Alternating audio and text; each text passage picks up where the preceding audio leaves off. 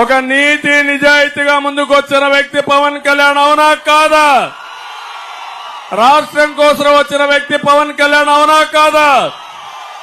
ప్రభుత్వ వ్యతిరేక vote చీలకూడదని alliance ఉండాలని మొట్టమొదటి చెప్పిన వ్యక్తి పవన్ కళ్యాణ్, అవునా కాదా అని మిమ్మల్ని అడుగుతున్నా.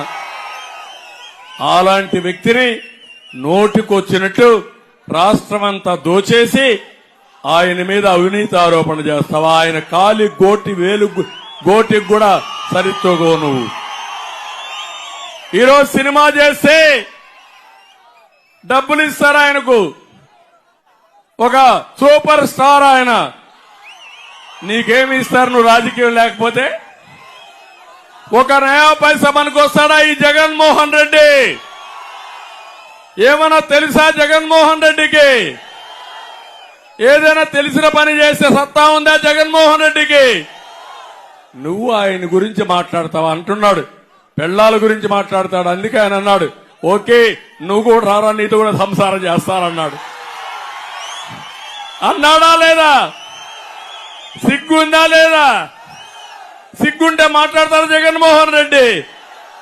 అందుకే అంటున్నా, నీకేమైనా సిగ్గుంటే పవన్ కళ్యాణ్తో పోయి సంసారం చెయ్యి, అప్పుడైనా నీకు బుద్ధి వస్తుంది.